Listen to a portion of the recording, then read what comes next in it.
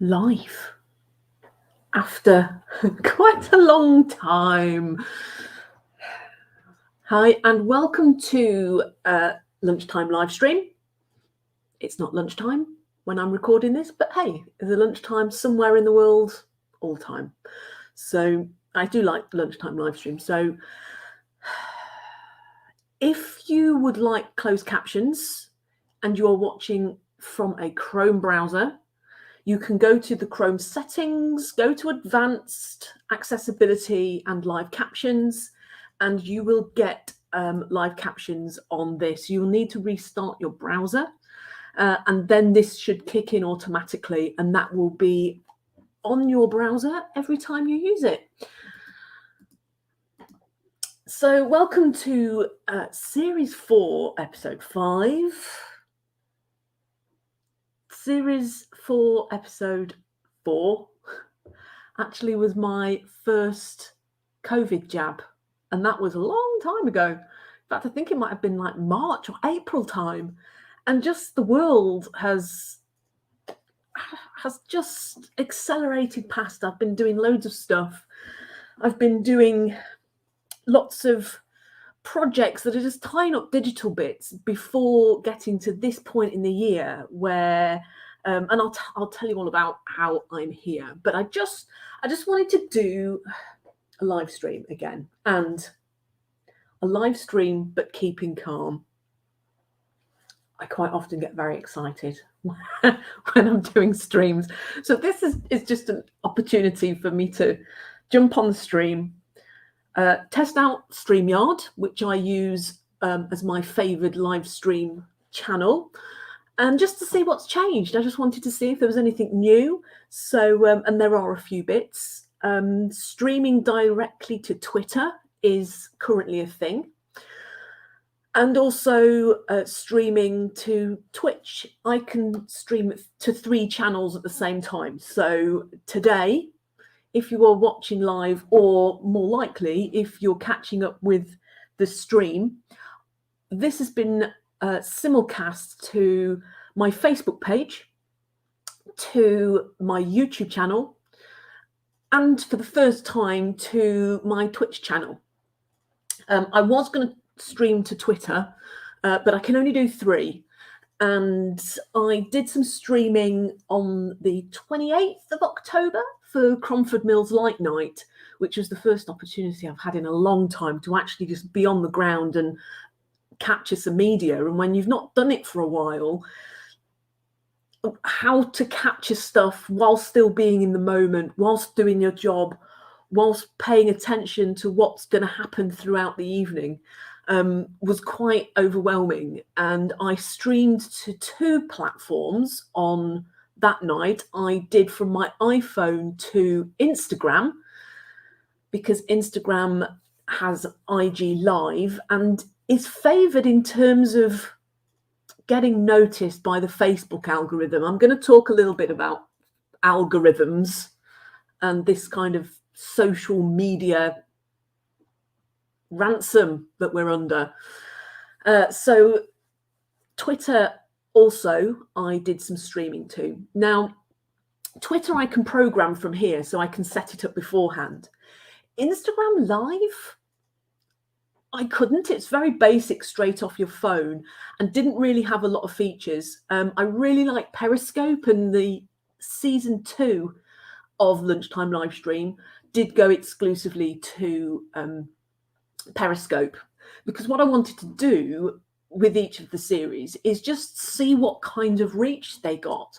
And because I'm not building a specific audience for a specific thing all the time, a lot of live stream and social media and the tech that I play with is about me understanding how it all works, so that when someone does say, "Are you able to do this?" I can go, "Okay, I've had a play with that. I know how the concept works. I can do that."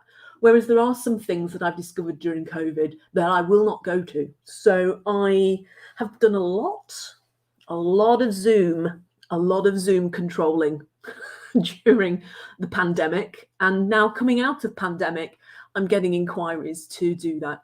And for me, Zoom controlling is about keeping it basic. It's about engaging with the audience and letting an audience come in to whether it's a meeting, in which case you've got multiple people in a large space with microphones and cameras to moderate, and setting a moderated tone of how the client wants that interaction to happen is quite key. Or whether it's webinar, where you've got your passive audience and you've got your people on screen in the webinar environment.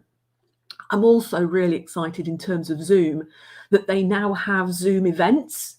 So Zoom events is the same price as webinar was and still is, but it has the event wrap that goes around it. So if you've been looking at Hopin or Conf, which, as wonderful as they are just far outside my arts budget, I think Zoom could be a real opportunity to take a look at. So if you want to do events that have an event wrapper around them rather than having just loads of multiple Zooms firing off all over the place, I really recommend that you take a look at Zoom events. So yeah, done a lot of Zoom. As I say, I don't do the OBS thing and all of that. For me, it's a digital extension of my stage management and hosting. So the biggest thing for me is having rehearsals with the people who are going to be on screen so that I know that they're comfortable on screen. And if they're comfortable, and the audience tend to then enjoy it because the people who are presenting know what they're doing. So that's the biggest important thing for me. So yeah, lots of Zoom. What else have I been doing? So yeah, the streaming to different platforms with not having Periscope, which is Twitter. I gave the Twitter thing a go. I have to say, the biggest problem is the biggest thing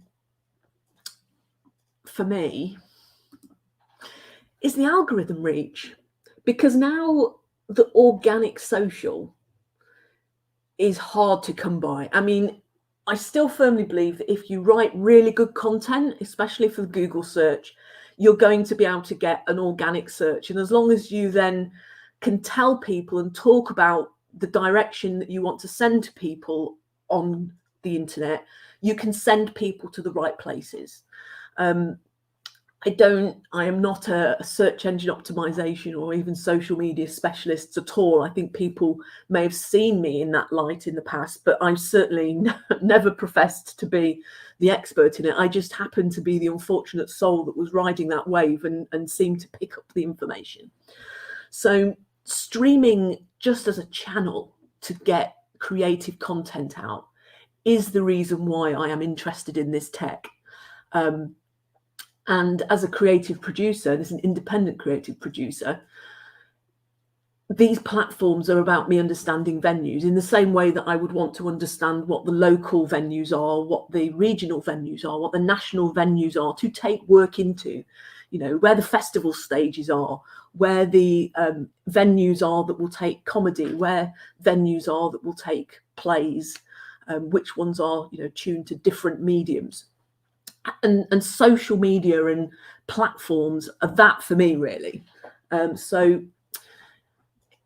Instagram Live, I will come back to that, because the thing that turned me back round to Instagram Live recently is its capacity to have a donation sticker.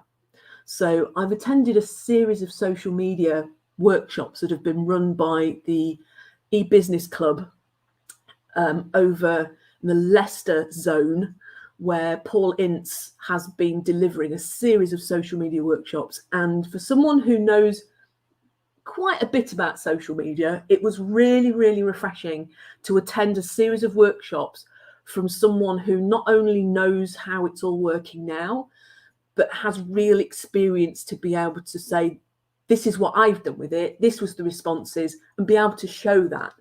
And it was really comprehensive. I've used the word comprehensive a lot during those series of workshops. So the Instagram one, when I was looking at Instagram, it was sharing photos, essentially. And since I have taken my eye off Instagram, stories and reels have appeared. And you've still got the photo sharing. But what I really liked about the Instagram Live and being able to put a donation sticker on is that if you've got your charity set up through Facebook, you can take live donations through your Instagram Lives and the charity will get the money. You don't have to worry about getting the money to the right places. But also, if you are an advocate of that charity, you don't have to get their permission to use their donation sticker. So I'm really hoping that, if people want to have a play around with Instagram Live, it's not there yet. I will tell you, maybe in the episode 6, the final one, I will kind of do a wrap up of what's been talked about today, because I didn't want to have an agenda for today. I just wanted to get on and stream, because episodes 5 and 6 have been leapfrogging across my calendar since March. And I really did want to do the stream because I do enjoy it. I enjoy doing these, and I haven't got any guests lined up and I haven't got any play out. As I say, maybe I will. Maybe I'll have to get in touch with Casey Wilson and get her streaming for us again. So she's got a new album out. It would be really great to share that. And of course, there's people that I've wanted to have on the stream, but they weren't available at lunchtime. And I was really keen to keep it in a time that was in my schedule, that was convenient to me, really, so that I was getting them out there. I did do a series of blogs at the beginning of the year. I kept it up all the way to at the end of March, kind of when the live streams dropped off, really. I was able to keep up the daily blogging from the end of December all the way through to March. And then life just kind of unfolded and I just went with it. And the things that got left behind were the regular streams and the regular blogs. I think that's probably something that a lot of people can appreciate. So that has been my streaming from my mobile phone. But when I'm with StreamYard, I can stream to those 3 locations. So Facebook page, it's going there. So it's a direct stream to Facebook. So in theory, Facebook will be okay with me streaming directly to Facebook, because Facebook, I have learned, does not like YouTube videos. So if you've been posting links to YouTube videos in your Facebook, you're not going to get very far. Even if you put native content in, as a creator, I was really surprised that having a legacy on these platforms, and I haven't posted much of my own content, and I probably haven't got an engaged regular audience, it was soul destroying. It was soul destroying to stream for a client. And it was a voluntary thing, so they weren't I wasn't being paid for this stream. I just wanted to do a stream, and it was content that was relevant. So if anybody did watch it, at least it wasn't just me babbling away, which kind of is what this is about, but this is intentional. But yeah, it went nowhere. No one saw it. It didn't get any reach. And I have had a friend on Facebook, Chris Hamley, who is Charlie Diamond Music on YouTube. So go check him out. If you're watching this stream through YouTube, do go check out Charlie Diamond Music. I will put the link in the description on the YouTube channel. If you're on Facebook, do go check out Chris Hamley's Facebook page for Charlie Diamond. And on Twitter, if you want to go and find him, he's @audio on Twitter. And of course, the other channel that I'm streaming to right now is Twitch. So if you are watching this and you've got this far and you're on Twitch, please do put something in the comments. And likewise, whichever platform you happen to be watching this on, please do put a comment, because I'm just interested to know where people are, and there's not many of you. So every comment counts, even if it's just a thumbs up. I'd really appreciate that. So yeah, live streaming and the algorithm that is Facebook. I don't know if it's Facebook just don't want, well, no, I know what it is. They don't want people to make stuff and not pay to get promoted. Pure and simple. But I don't want to pay to promote my stuff. I want to make stuff. I want to make it regularly so that people will come back, because it's not about whether they have it thrust in their face. It has to be about where you want to be, where you want your presence to be. A good friend of mine said presence is the new dial tone, and that, you know, when back in the analog days, you knew your phone was working because you picked it up and it had a ringing tone, it had a dial tone, so you knew that it was connected. But we don't have any of those analog signals, apart from, you know, whether your Wi-Fi button is created. So I'm just wanting to have that sense of continuing to stream, and I want to do that regularly. So hey, if no one watches, it's on demand. You can watch it, whether it's on Facebook or Instagram or anywhere. If you see someone stream and they're streaming and you know them, give them a thumbs up. Just give them a comment, because it's really hard out there unless you are going to be streaming. And I am going to bring this to a close. Perhaps, let me have a look. There's someone watching. I've also got a friend that's calling me, so you never know. It might be that they are trying to get on the stream. So I can't see who is watching. They're on Twitch. One on Twitch. Hello, Twitch. I don't really want to just bring them straight onto the channel, so I will wrap up, because I've got something happening in life. So I've got some banners in, and so let's just go through a few things to keep me on track when I come off. I have just started my diploma in creative producing. It's going to be lasting until February. It's an opportunity for me to really track down and solidify what it is I want to do with my creative producing. And what that is going to be deeply rooted in PCM. And I've got PCM projects, and I've got PCM productions, and I've got PCM creative, and there's PCM events, and the next iteration is going to be PCM immersive. So you can have a guess. It's not about the big Doctor Who, Fracture of Time, War of the Worlds immersive experiences where you turn up in a big building and you kind of get given a headset and you make your way around this story. I think there's a sense that you kind of get lost in the story, and it's very difficult to experience it with a fellow attendee unless, I think, you strap yourself together.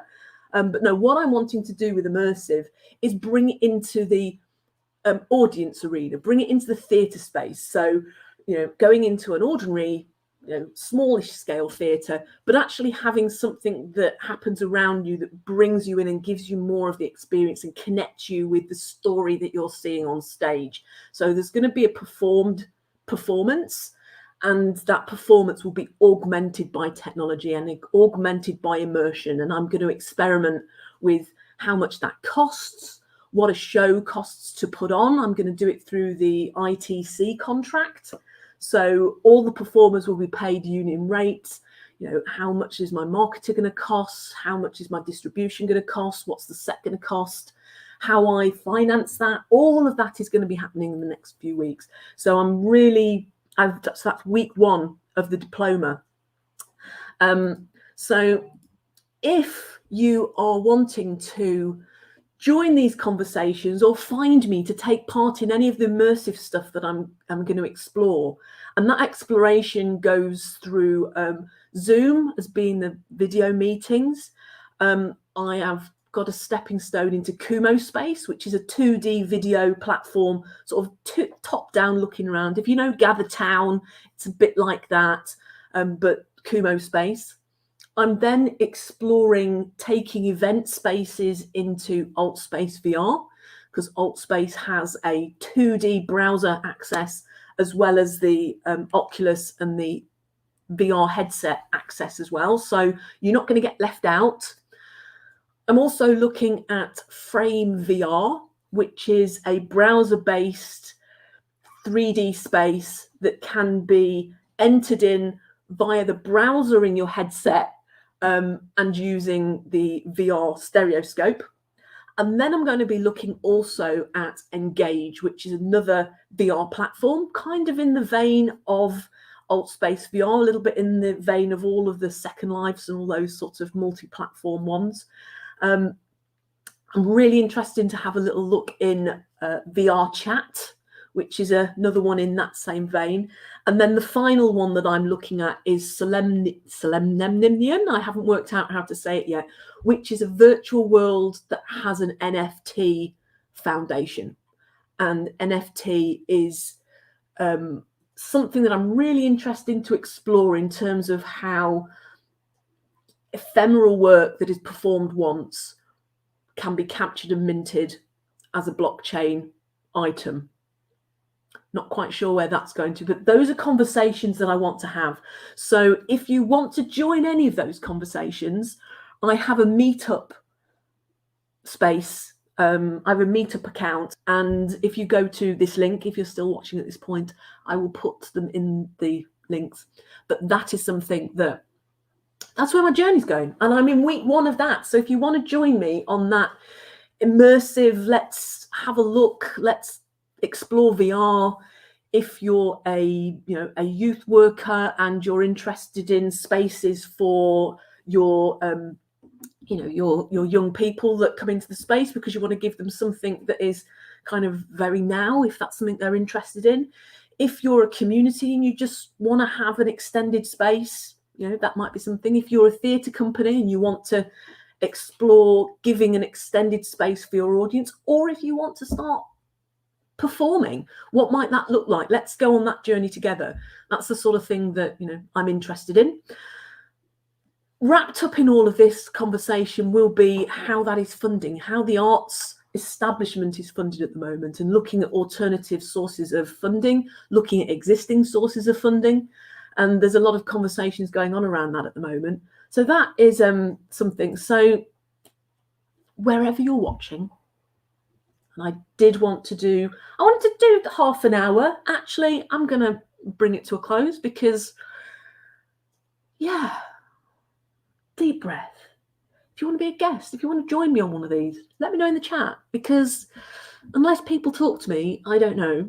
And I'm not really in a position to be promoting that stuff for myself, because most of the stuff I promote is for the clients I work for. And quite often it's not appropriate for me to kind of, ring my own bell in that. I ring their bells.